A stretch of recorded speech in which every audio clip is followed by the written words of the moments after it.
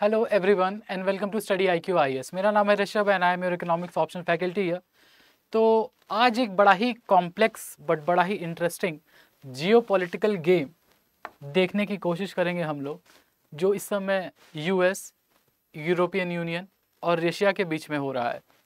वो किसके ऊपर हो रहा है, वो क्यों हो रहा है, इसमें जीत कौन रहा है, हार कौन रहा है, और जैसे भारत जैसे देशों के ऊपर इसका क्या इम्पैक्ट होने वाला है, हम सबके बारे में बात करेंगे। और क्यों ज़रूरी है ये समझना कि ग्लोबल जियोपॉलिटिक्स में अगर किसी सब्जेक्ट का सबसे बड़ा हाथ है, ठीक है, वो है economics. Why and how the economics control the global world order, we will try to find out from here. So आज का टॉपिक है हमारा जियोपॉलिटिक्स ऑफ LNG और liquefied natural gas, the natural gas or the energy that is used to provide energy and heating solutions to the whole European Union, and how it has impacted cost wise to the European people. So आज का topic geopolitics of LNG, Russia, the US and the winners. आगे बढ़ने से पहले let's talk about one more thing, that if you want the PDF of this interesting session, or if you want value added materials regarding economics, especially for, क्योंकि अब pre आने वाला है, so for the pre के लिए क्या ज़रूरी है, current affairs and MCQs that we will start after the budget. तो अगर अपनी प्री की तैयारी को, खासकर इकोनॉमिक्स पार्ट में जो कम से कम 20 से 25 क्वेश्चन आते हैं, 20 to 25 questions that comes in pre for the economics on the policy part, you can rely on this channel. I will provide you guidance and doubt solving sessions, or whatever you want to talk about economics as subject और economics optional as subject, क्योंकि economics मेरा core subject है यहाँ पे, ठीक है। तो आप यहाँ पे मेरे को ज्वाइन कर सकते हैं ऑन टेलीग्राम, ठीक है। दिस इज द ग्रुप और the channel name. Further if you have any doubts, ठीक है, रिगार्डिंग ऑप्शनल, इकोनॉमिक्स ऑप्शनल और economics as a subject, you can also write to me on Instagram. आप बेझिझक यहाँ मेरे से बात कर सकते हैं, सवाल पूछ सकते हैं। I use Instagram to solve your queries, you also use Instagram to let your queries be solved. ज़्यादा रील पे मत जाइए, अभी पेपर आने वाला है, ठीक है। और अगर आप 2026 टारगेट कर रहे हैं तो इकोनॉमिक्स ऑप्शन से रिलेटेड अगर आपको कोई दिक्कत, समस्या, परेशानी है, यू कैन ज्वाइन हियर।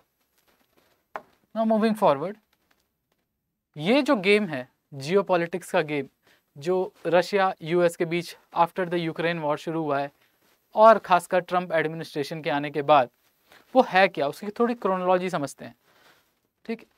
सबसे पहली बात याद रहे कि यूरोपियन यूनियन को सबसे ज़्यादा natural gas for their energy need supply करता था रशिया। जो 2022 में जब अटैक हुआ यूक्रेन के ऊपर, तो European Union was forced to reduce the supplies from Russia.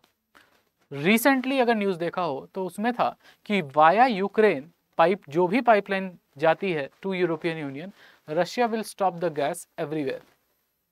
तो ना सिर्फ इससे यूरोपियन यूनियन की एनर्जी कॉस्ट बढ़ रही है, बट इससे रशिया को भी नुकसान हो रहा है, because the Russians are losing potential consumers और द कस्टमर्स। अब इस गेम में अमेरिका आता है। अमेरिका कहता है we will provide you energy security, we guarantee that we will provide you. Trump administration आता है और सारे के सारे जो भी रिस्ट्रिक्शंस हैं यूरोप में, अमेरिका में, यूनाइटेड स्टेट्स ऑफ अमेरिका में regarding oil and natural gas extraction, उसको हटा दिया जाता है by a presidential order to play a bigger game and be the biggest player in the export market of natural gas. तो ये chronology समझते हैं हम लोग। तो डोनाल्ड ट्रंप आते हैं, ठीक है, और एक एग्जीक्यूटिव ऑर्डर साइन करते हैं ताकि extraction of oil and gas, oil plus gas easy हो जाए फ्रॉम स्टेट्स लाइक टेक्सास, ताकि 2031 तक, 2031 तक 100 million metric ton by 2031 oil extract करा जा सके और उसको एक्सपोर्ट करा जा सके। ये कॉन्फिडेंस क्यों आ रहा है? ये कॉन्फिडेंस इसलिए आ रहा है because US has find technology to extract gas from shale gas extract, ठीक है, ओके, पत्थर से गैस निकालने का और इकोनॉमिकली वायबल तरीके से गैस निकालने का तरीका उन्होंने 2016 से खोज लिया है। Now US is out of the Paris agreement also, you know all that, ठीक है। तो अब US के ऊपर कोई बाउंडेशन नहीं है कि वो एमिशंस करता है नहीं करता है, वो क्लाइमेट फंड में पैसा देता है नहीं देता है, नथिंग मैटर्स। अब इसी के साथ साथ क्या हो रहा है, रशिया ने गैस एक्सपोर्ट को स्टॉप कर दिया। जो भी पाइपलाइन वाया यूक्रेन यूरोप जा रही है उसके वाया नेचुरल गैस को स्टॉप कर दिया रशिया ने खुद से। अब इसके लिए पोटेंशियल कंज्यूमर का तो लॉस हुआ ही, यूरोप का तो लॉस जो हो रहा है, बट रशिया का भी लॉस हुआ। ठीक है, धीरे धीरे आपको समझ में आएगा कि इसमें विनर एक ही है, वो कौन है आगे देखते हैं। ठीक है, and European Union starts to move from Russia, मतलब डिपेंडेंसी रशिया से हट के अब बढ़ने लगी किस तरफ, यूएस की तरफ। Why? Because US is not providing. ठीक है, याद रहे US is the highest not the highest producer but the highest exporter of natural gas currently.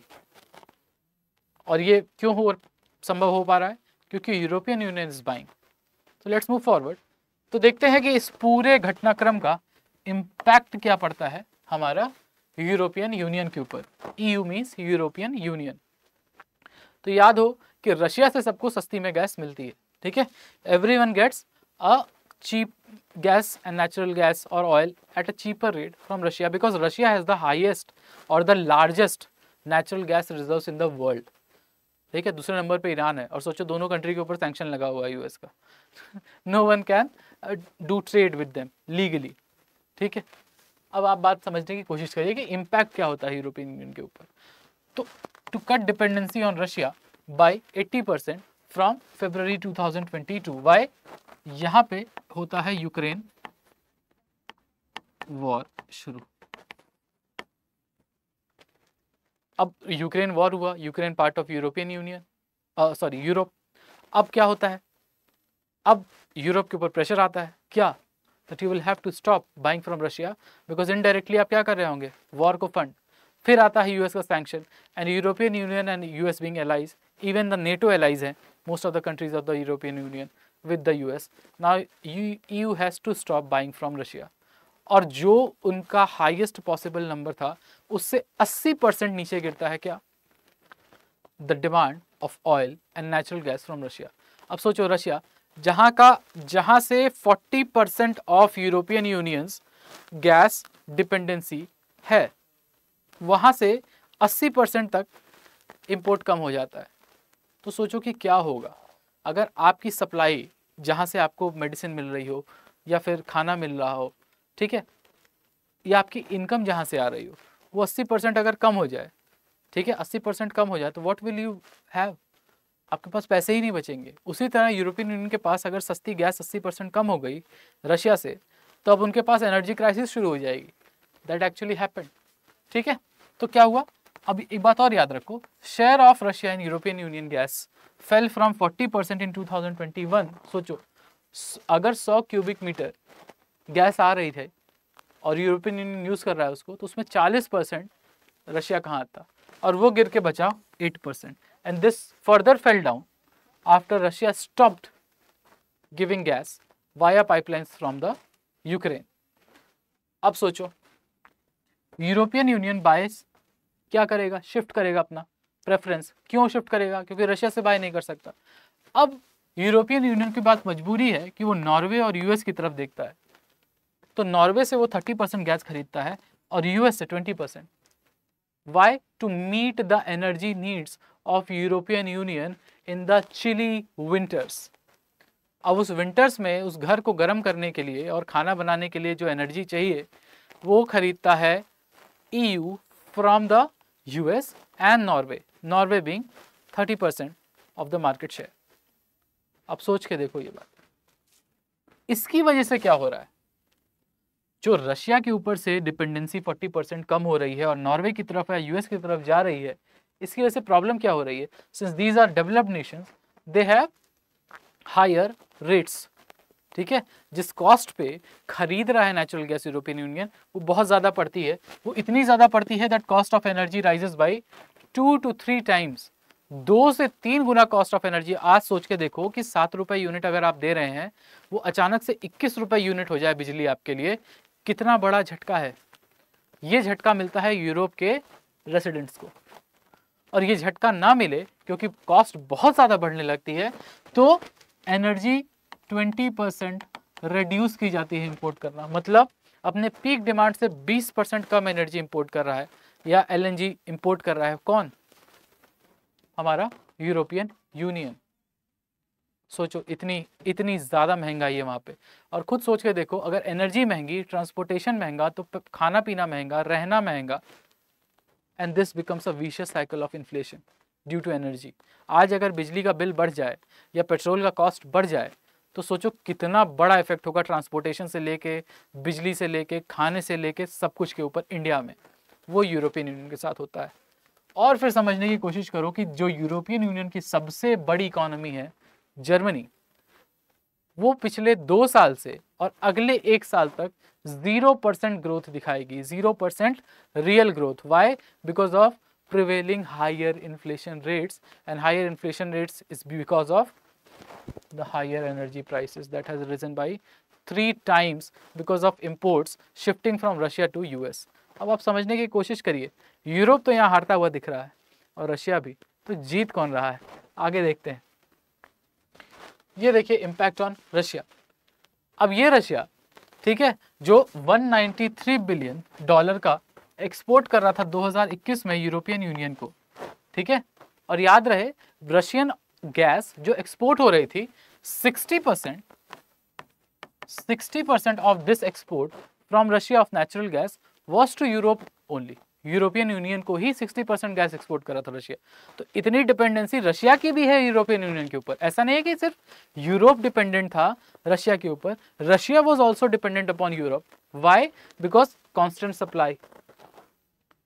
Supply of foreign exchange was there, ठीक है, और उसकी जीडीपी को सपोर्ट करता था 193 बिलियन डॉलर फ्रॉम यूरोप।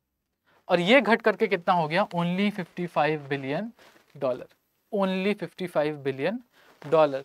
सोचो, लगभग 200 बिलियन डॉलर से 50 बिलियन डॉलर, 1/4 हो गया, 1/4 हो गया। अब सोच के देखिए कि आपकी कमाई, आप 1 लाख कमा रहे हैं, वो घट के 25,000 हो जाए तो आपके खर्चे कैसे चलेंगे? आपकी ईएमआई कैसे पे होगी? आपके स्कूल फीस कैसे पे करेंगे आपके पापा? ये वो हो रहा है यहाँ पे। आगे बढ़िए तो देखिए कि demand reduced for Russian gas. अब दुनिया के ऊपर इम्पैक्ट देखो, क्योंकि डिमांड सबसे ज़्यादा, रशियन गैस की डिमांड सबसे ज़्यादा कहाँ थी? यूरोप में। यूरोप ने अपनी डिमांड कम कर दी, यानी रशियन गैस की डिमांड कम हो गई। अब किसी चीज़ की डिमांड गिरती है तो उसको अपना प्राइस कम करना पड़ता है ताकि वो मार्केट में बेच सके। वो हम आगे देखते हैं। बट इस डिमांड जो कम हुई रशियन गैस की, तो डिमांड बढ़ी किसकी? ठीक है, अब ये सोचो कि डिमांड बढ़ी किसकी? बढ़ी यूएस के नेचुरल गैस की। ठीक, आगे बढ़ते हैं, उसके बारे में बात करते हैं। अब रशिया के साथ एक और problem, due to sanctions there were no new buyers. कोई न्यू बायर नहीं है। इंडिया और चाइना ने इस सैंक्शन को बाईपास करके नेचुरल गैस और ऑयल खरीदा, बट उसके अलावा कोई नया बायर मिला ही नहीं रशिया को, even after having the world's largest natural gas reserve. यानी पोटेंशियल आउटपुट दुनिया में सबसे ज्यादा हो सकता था जिस देश का, उसको बायर नहीं मिल रहा है बिकॉज ऑफ सैंक्शंस, और अपना सबसे बड़ा कस्टमर को खो चुका है रशिया। 1/4 हो गया वहां से आने वाला इनकम। सोच के देखिए इस बात को। तो हारा कौन? रशिया। हारा कौन? यूरोप। आगे देखते हैं जीतता कौन है। बट इस जीत के एनालिसिस से पहले याद हो कि हमारा नया बैच शुरू होने वाला है 10 फरवरी से। Our new economics optional batch, special batch for 2026 people, जो भी 2026 टारगेट कर रहे हैं और अपना 6 महीना पूरी डेडिकेशन और सिंसियरिटी के साथ एक ऑप्शनल के साथ जुड़ना चाहते हैं, जो प्रैक्टिकल है, जियोपॉलिटिक्स आपको दिखाता है, आपको इंडियन इकोनॉमी में आने वाले चेंजेस दिखाता है, और वो पॉलिसीज अंडरस्टैंड करने में और नई पॉलिसीज बनाने में मदद करता है कि आप 2047 तक भारत को एक विकसित भारत के रूप में देख सकें। तो अगर आपको एक ऐसा प्रैक्टिकल ऑप्शन चाहिए जो ओवरलैप करता है प्रीलिम्स में 25%, जीएस मेंस में 25%, ऑप्शनल के 500 में 300 प्लस लाने के लिए, और इंटरव्यू स्टेज में आपको एक डिस्टिंक्ट एज देने के लिए, तो प्रीलिम्स टू इंटरव्यू आपका साथ दे दे जो ऑप्शनल, अगर ऐसा ऑप्शन चाहिए जिसमें साथ ही साथ आपको एक और गारंटी मिलती है हाईएस्ट सिलेक्शन रेशियो की, यानी अगर आप मेंस लिखेंगे तो सबसे ज़्यादा चांस है आपका फाइनल लिस्ट में हाई रैंक पे नाम आने का। तो अगर आपको इतना अच्छा ऑप्शनल, प्रैक्टिकल ऑप्शनल चाहिए और आप तैयार हैं मेहनत करने के लिए और एक प्रोसीजर फॉलो करने के लिए of revision, answer writing, revision, answer writing, revision, answer writing का, so no one can stop you, and if you will follow the process of the class, no one can stop you scoring 300 plus in optional and getting a 2-digit rank, and God, if God is kind, 1-digit rank in the UPSC CSE 2026. अगर आप तैयार हैं मेहनत करने के लिए और sincerely मेहनत करने के लिए, क्लास प्रोसीजर्स फॉलो करने के लिए, तो आप ज़रूर आ सकते हैं एक प्रैक्टिकल ऑप्शनल में जो आपका माइंड बिल्डअप करेगा, फ्रॉम प्रीलिम्स टू इंटरव्यू आपको हेल्प करेगा 2026 में। और माइंड इट, फिर आपको इकोनॉमिक्स पढ़ने की ज़रूरत भी नहीं पड़ेगी जीएस पेपर्स के लिए, ठीक। बट एक बात और, क्योंकि हमने स्टूडेंट्स की डिमांड पे एक नया मेंटरशिप प्लैटिनम कोर्स लॉन्च किया है। याद रहे why I am talking about platinum course, because this platinum course has 1-to-1 mentorship, daily answer evaluation, daily, ठीक है। आंसर इवैल्यूएशन क्यों? क्योंकि एक मेंटर आपको दिया जाएगा जो आपके लिखे हुए आंसर्स को 1 दिन या 2 दिन में आपको करके वापस दे देगा, so that you know where you are lacking and you can improve upon it. Improvement जरूरी है, छोटे छोटे इम्प्रूवमेंट करके आप यूपीएससी पार कर सकते हैं, ठीक है। Marginal efforts, marginal efforts. और मेंस टेस्ट सीरीज, याद रहे जो 8 टेस्ट की सीरीज है हमारी, 4 सेक्शनल और 4 फुल लेंथ, वो गोल्ड बैच में अवेलेबल नहीं है, that is only available in platinum. And I will strongly suggest you that practicing answer writing and revision is the key। तो अगर आप चूकना नहीं चाहते हैं, और आप खुद सोच के देखिए कि बाहर पे जो भी आपको टेस्ट सीरीज मिलती है 20-25 हज़ार की मिलती है, तो अगर आप प्लैटिनम कोर्स लेते हैं तो ऑल इंक्लूसिव आपको मिल जाती है टेस्ट सीरीज, और साथ में आपको मिलता है ऑप्शनल ज्ञान भंडार कि आप कभी भी नॉलेज एक्सेस कर सकते हैं। कोई टॉपिक अगर आपको समझ में नहीं आ रहा है तो in the optional Gyan Bhandar, plus you will get maximum validity of 30 months against 18 months in gold। So I will suggest you कि आप एक ऐसा प्रोडक्ट लीजिए या पैकेज लीजिए जिसमें आपको कॉम्प्रिहेंसिव कवरेज मिले, आंसर राइटिंग से लेके मेंस टेस्ट सीरीज तक, ठीक है। Don't cut down upon that, because you want to score better, you want to score more, okay, and you want to be in the final list.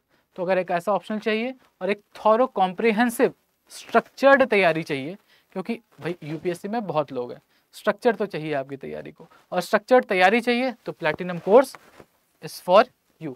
Rest आपका decision है कि आपको बिना test series और mentorship के economics option चाहिए, या आपको ऐसा मेंटरशिप के साथ और आंसर राइटिंग प्रैक्टिस के साथ और टेस्ट सीरीज के साथ इकोनॉमिक्स ऑप्शन का कोर्स चाहिए, जो कि शुरू होने वाला है 10 फरवरी से। याद रहे 10 फरवरी को हमारा ओरिएंटेशन सेशन है।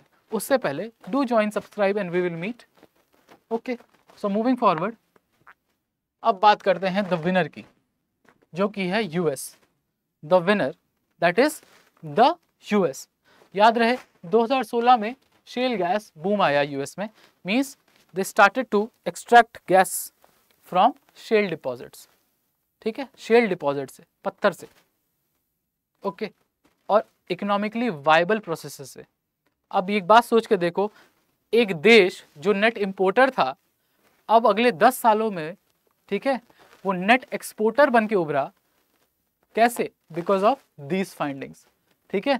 2016 से पहले तक US was net exporter and too much dependent upon other sources for natural oil and gas, specially the Gulf countries, ठीक है। और अब देखो बाय 2023 US has become the top exporter of gas. Even Russia is in the second place. Russia जिसके पास सबसे ज्यादा नेचुरल गैस रिजर्व्स हैं, सिंस वो किसी को सेल ही नहीं कर सकता except India, China and some other countries, US has become the top exporter. And US के टॉप एक्सपोर्ट में सबसे ज्यादा हाथ किसका है? यूरोपियन यूनियन का। और इसी मौके का फायदा उठाना चाहता है US, with Donald Trump administration saying कि चलो ठीक है 2031 तक 100 million metric ton from Texas निकाल के दिखाएंगे, यूरोपियन यूनियन को सप्लाई करेंगे, and we will dominate the world order by mitigating the energy crisis.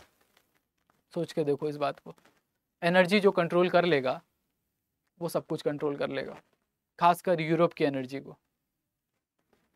Second highest supplier to European Union, याद रहे, पहला नॉर्वे है, दूसरा यूएस है, बट यूएस का एक्सपोर्ट सबसे ज़्यादा कहाँ हो रहा है?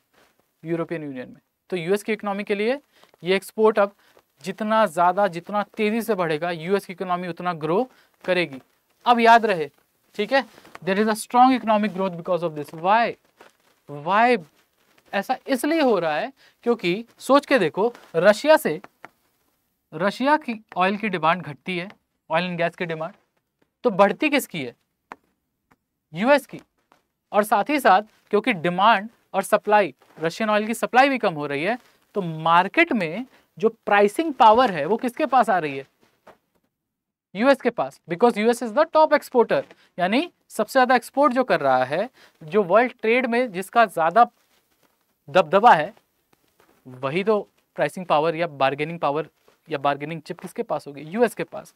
नाउ अब सिंस यहां से सप्लाई भी कम हो रही है, इसकी डिमांड भी कम है, इसकी वजह से prices of gas is rising, and this rising prices is helping the US to make its economy stronger, और ज़्यादा स्ट्रांग हो रहे हैं। इसीलिए अब यूएस के पास है ज़्यादा बार्गेनिंग पावर, और ज़्यादा बार्गेनिंग पावर के साथ वो और ज़्यादा सैंक्शन लगाने वाला है। किसके ऊपर? वो और ज़्यादा सैंक्शन लगाने वाला है किसके ऊपर?